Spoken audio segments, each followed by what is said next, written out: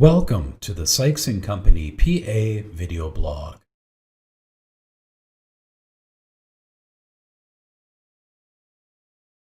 So the thing that we hate to hear the most is when we get a new client, they come to us and the first thing we ask is, have you signed a lease? And if they tell us they have already signed the lease, we kind of get that feeling in the pit of our stomach, what do we got here? So we get a copy of the lease and we see that they've already signed a 10-year lease, and they've paid too much for it.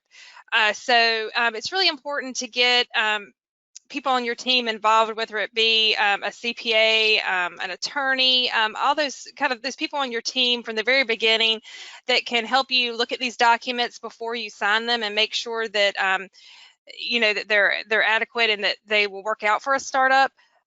You don't want to put yourself in a situation where you're already locked in for such a long period of time right from the very beginning.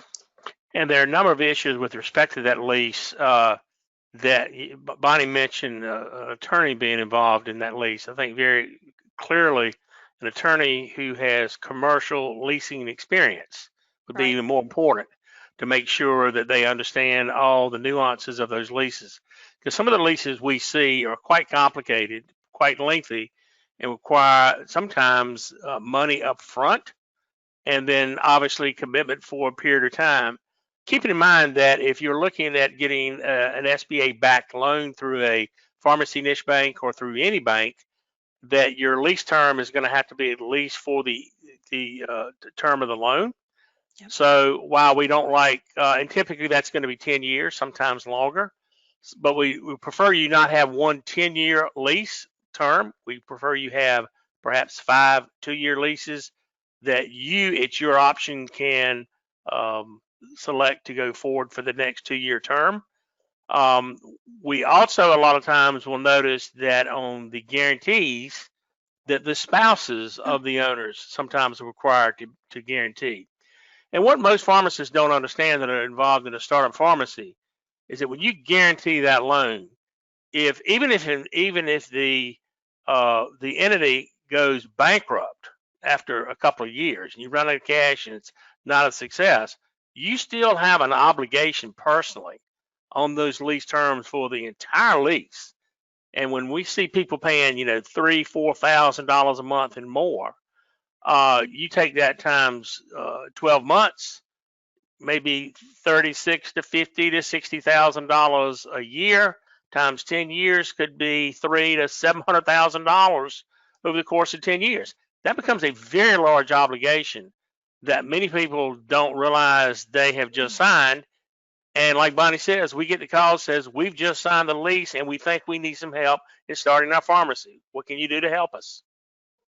I think it's also important, the timing is the big key as well. You don't want you want to wait and have that lease signed and go into effect as close to opening the doors as possible. We see a lot of times where people they get under a lease and they're not able to open the store for a year, so they pay all of that money, and that working capital is going out the door before one script has ever been filled.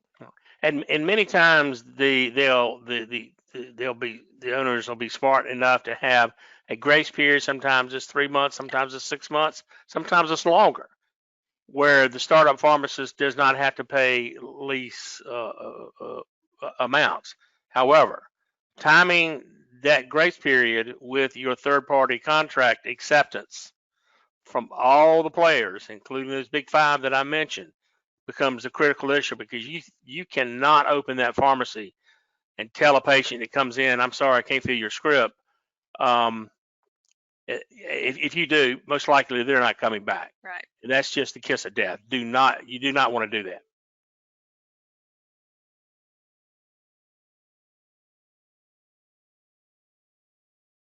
Some issues that we see once the lease is in place is that most times there's a shell.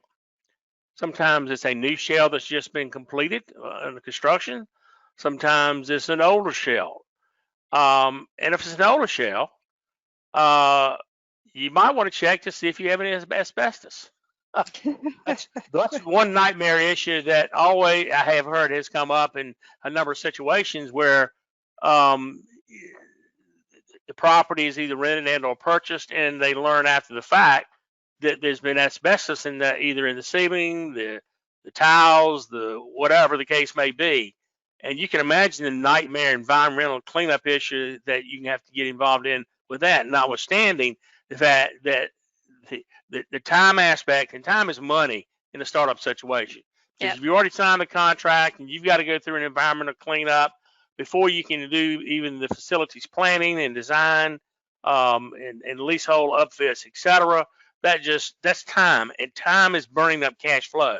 And you've only got, in most cases, a limited amount of cash flow and equity that you have prepared for the operation of the startup pharmacy. And each month that goes by that you have to hold that back and can't proceed becomes problematic with that cash. So, Bonnie, is anything else that you want to add to that? I would just add that we also see sometimes where people are spending too much on the upfit, maybe just kind of upscale design. We've even seen people from other countries. They have companies from other countries come in and do just, very fancy, beautiful, beautiful pharmacy work. But I think there's a fine line there in the very beginning to try to keep it, within the confines of a normal situation. Before you've even filled a script, we need to make sure the business is going to grow. You can always do those things later as your business is growing and the cash flow is there. But obviously you have to make the space look nice, and it needs to be appropriate, but not take it too far. And I think while you're going through that facilities planning process, obviously you need to take a hard look at your technology needs. It needs to be interwoven into that startup phase. Not only includes your script management system, you definitely want a point of sale system tied in with that. On your scripts management system, you want to make sure you can have perpetual inventory systems. You typically will need multiple point of sale systems, multiple registers, etc. But all your facility planning, as Bonnie mentioned, we see a lot of pharmacies that seem to go out and find these stores that are closing and buy the shelving, and might spend $5,000 or $10,000, $15,000, and the whole store is complete. And then we've seen others, as Bonnie mentioned, going to other countries and using high-end designers to come in to put glorious, beautiful places and upfits in these structures, spending hundreds of thousands of dollars. It's crazy. So, you got to limit. You typically will have limited resources. You need for it to obviously look appealing. It needs to look clean. It needs to look nice. But you got to do some planning, and you got to use some common sense in this whole particular area. Otherwise, you can burn through a tremendous amount of working capital even before your doors open. Yep. Thank you for watching. If you enjoyed the video, we invite you to subscribe to our YouTube channel.